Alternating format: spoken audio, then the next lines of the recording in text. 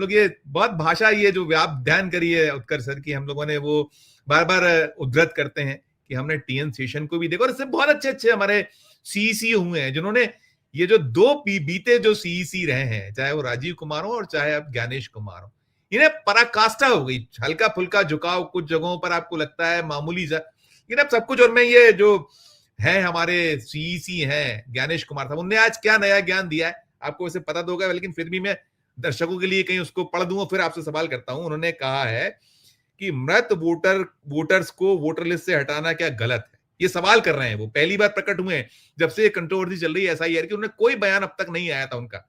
ये जो एक वक्तव्य उनका आया, वो कह रहे हैं कि मृत वोटर्स को वोटर लिस्ट से हटाना क्या गलत है, क्या फर्जी मतदान होना चाहिए? ये दो चीजें वो सवाल कहीं कर रहे हैं, किससे? विपक्ष से, जो इसको कहीं विरोध दर्ज करा। और साथ में आगे वो कह रहे हैं कि राजनीतिक विचारधारा से परे हटकर इस पर मंथन होना चाहिए और भारत का संविधान लोकतंत्र की जननी है। राजीव कुमार कहते थे कि कुछ तो लोग कहेंगे, लोगों का काम है कहना। ये यहां जो है नया फलसफा, नई बात। अरे भाई, चोरी के आरोप तो तुम पर, डाके के आरोप है। और इसमें एक और चीज है, देखिए, जो मृत वोटरों की बात आ रही है, गड़बड़ झाला पूरा वोटर लिस्ट में, खुद जो बकौल ज्ञानेश कुमार साहब, उनके इलेक्शन कमीशनर ऑफ इंडिया के द्वारा, तो जो बीते चुनाव, अभी जो बात कर रहे थे शायद हमारे राशिद भाई और इकबाल जी ने की थी, कि फिर बीता जो चुनाव था, क्या वो पूरा फ्रॉड था, फर्जी था? तो फिर आप राजीव कुमार के खिलाफ मुकदमा दर्ज करिए, एफआईआर लॉन्च करिए। जितने लोग हैं उसके लिए जिम्मेदार बिहार में जो चुनाव आयोग जो हमारा होता है, कि बिहार का जो मुख्य निर्वाचन पदाधिकारी कार्यालय है जिसने ये वोटर लिस्ट तैयार करी थी, वो जिम्मेदार है इसके लिए। या तो राजीव कुमार और उनके बीच काल के ये पूरे वो लोग जिम्मेदार हैं, या फिर ये ज्ञानेश कुमार साहब गलत कह रहे हैं। दोनों में से किसी एक की जिम्मेदारी फिक्स नहीं होनी चाहिए। और इसमें एक और निकला है, वो आगे मैं सवाल करूंगा, पहले इस पे आपका जवाब हो उत्कर्ष। तो इन्होंने जो ज्ञानेश बाबू ने जो बात कही है, ये सवाल में कोई दिक्कत नहीं है, ये तो बहुत अच्छी अच्छी बात है भाई। ये सवाल ये विपक्ष से क्यों पूछ रहे, सत्ता से क्यों नहीं पूछ रहे? यही सवाल इनको सत्ता से क्यों नहीं पूछना चाहिए? कौन चाहता है कि फर्जी वोट हो? आरोप विपक्ष लगा रहा है कि फर्जी वोट हो रहे हैं, आप उन्हें सवाल पूछ रहे हैं कि आप चाहते हैं? कौन ये कह रहा है कि मृतक को वोटर में रखे? तो जवाब मृतक वोट दे सकता है क्या? इलेक्शन कमीशन जैसे दादागिरी कर रहा है, दावा कर रहा है। ये तो इलेक्शन कमीशन का रेगुलर काम है, इसको फिल्टर करना। अब तो हर चीज सेंट्रलाइज है, जन्म प्रमाण पत्र, मृत्यु प्रमाण पत्र, सब कुछ वो है। क्यों नहीं फैच कर लेते हो भाई इंफॉर्मेशन और कैंसिल कर दो वहां से? सवाल ये कि मृतक वोट नहीं दे सकता है, लेकिन महाराष्ट्र में वोटर अचानक बढ़ गए, वो फर्जी नहीं थे, उसके बाद वो गायब हो गए, तो वोटर फ्लोटर है। अभी राहुल कह रहे थे ना किसी कंस्टिट्यूएंसी की बात, कर्नाटक की बात, कर्नाटक की। उत्तर प्रदेश में वोट डालने नहीं दिया, उसका बयान हल्फी है आपके पास, एक ट्रक भर के एफिडेविट्स है। क्या किया आपने?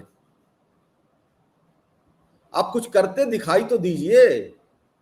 भरोसा अगर टूट रहा है तो भरोसा पैदा कौन करेगा? संजीव जी करेंगे कि इकबाल जी करेंगे, राशिद करेंगे, या उत्कर्ष करेगा?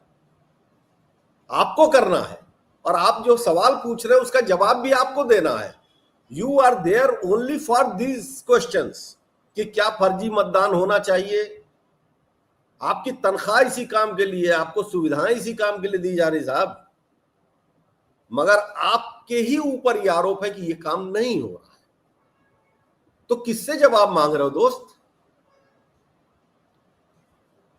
समस्या ये है ना कि ज्ञानेश कुमार आए कैसे या राजीव कुमार आए कैसे?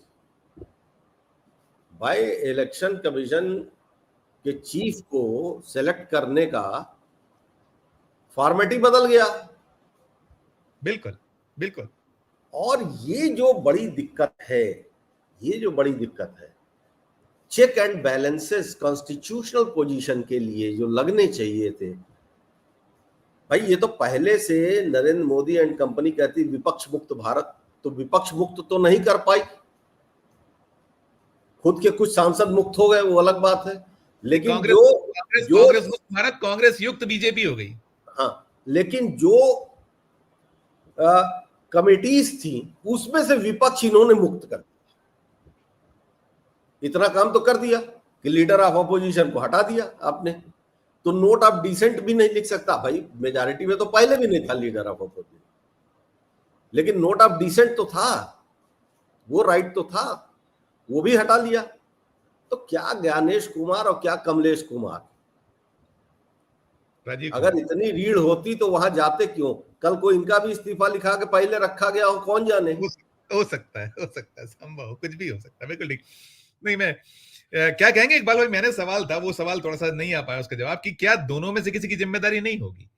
या तो वो जो, अगर वो वोटर लिस्ट गड़बड़ थी तो राजीव कुमार उसके लिए जिम्मेदार है, या उस वक्त का जो बिहार का मुख्य निर्वाचन पदाधिकारी कार्यालय जिम्मेदार है? एफआईआर कीजिए, मुकदमा चलाइए, अरेस्ट कीजिए, ये तक कर सकते हैं ना, इलेक्शन कमीशन के तो पावर है। या आप खुद अपने जिम्मेदार हैं यदि इसके सबके पीछे, तो आपकी जिम्मेदारी कोई को तय करना चाहिए। मिली जुली एक सरकार है। राजीव जी को जो बेहतर लगा, राजीव जी ने उस वक्त उन सारी चीजों को अमल में लाया। उसके बाद जब हालात धीरे धीरे ऑपोजिशन समझ चुका और उस पर वो हमला करना शुरू किया, तो ज्ञानेश्वर जी जो है, देखिए ज्ञानेश्वर जी का अगर हम बैकग्राउंड देखें तो वो कभी अमित शाह के बहुत करीबी लोगों में से, उनके नौकरशाहों में से हुआ करते थे, जिसको एक रणनीति पूरी चेंज करके, जैसे डॉक्टर साहब ने बताया, एक ला करके एक इलेक्शन कमीशन बनाया गया। तो इलेक्शन कमिश्नर जब बनाया गया, उसके बाद में जो हालात है वो उसी तरीके से कर रहे हैं जैसे कभी धनखड़ साहब किया करते थे। इसमें कोई बहुत बड़ा अंतर नहीं है कि वो राजीव कुमार पे जाकर के केस करेंगे और राजीव कुमार जो है उसकी बातों को बुरा मानेंगे। वो वक्त के अंदर वो सहूलियत थी, और इस वक्त जो है पूरी चीजें चेंज करनी है, वो एक रणनीति ही पूरी बदलनी है। तो जो जिस हुक्मरानों ने लाया है उसी आका को खुश करने के लिए वो सारी चीजें की जा रही है। ये अंजाम चाहे जो भी हो, चाहे वो उनका पहले से ही इस्तीफा ले लिया गया हो, सिग्नेचर करके रखी गई हो, लेकिन राजनीति के दौर के अंदर एक चीज साफ तौर पर देखी जाती है, छोटी वो कर ये है। जैसे टिप्पणी में छोटी, तो मैं एक टिप्पणी राशिद भाई से एक सवाल और करना चाहूंगा आप सबसे, तीनों से जी। देखिए क्या होता है, ये एक ऐसी पोजीशन होती है जहां जो व्यक्ति बैठा होता है उसे अपने पद का बहुत बड़ा डर होता है। उसे लगता है कि अगर आपने तेज आवाज में बात भी करनी है तो उसको लगता है कि शायद कहीं से उसको चढ़ाया गया है, जिसके चलते इतनी आवाज में बात कर रहा है। वो इतना डरा हुआ होता है कि वो अपने आप को बचाने के लिए कई चीजों को वो खत्म कर सकता है। तो इसी तरीके से आज हालात जो है वो दिल्ली और इन सारी चीजें चल रहे हैं। अगर ज्ञानेश्वर जी की बात की जाए तो ज्ञानेश्वर जी पहली बार आए हैं और वो उन सवालों को बात कर रहे हैं जिसके ऊपर सवाल खड़े ही नहीं किए गए। सवाल उन चीजों पे खड़े किए गए हैं कि ये जो चीजें करनी थी वो 1 साल पहले कर देते या लोकसभा इलेक्शन से पहले किया जाता। तो मुद्दा वो जो लेके आए हैं उसकी लड़ाई है ही नहीं, मुद्दा उन चीजों की लड़ाई है जिसके ऊपर वो सवाल का जवाब देना ही नहीं चाहते। बिल्कुल बिल्कुल बिल्कुल नहीं, ज्ञानेश कुमार जी वो राजीव कुमार जी को पीछे छोड़ देते हैं। मैं एक टिप्पणी बहुत छोटी सी राशिद भाई, कि बड़ा दिलचस्प सा है कि आप ज्ञानेश कुमार बचाते हैं कहीं ना कहीं पूरे बीजेपी को, जो उनपे आरोप है कि उनको सरकार बचवानी है, सब करना है कि कैसे विपक्ष को हरवा दिया जाए, ये आरोप उन पे आम है।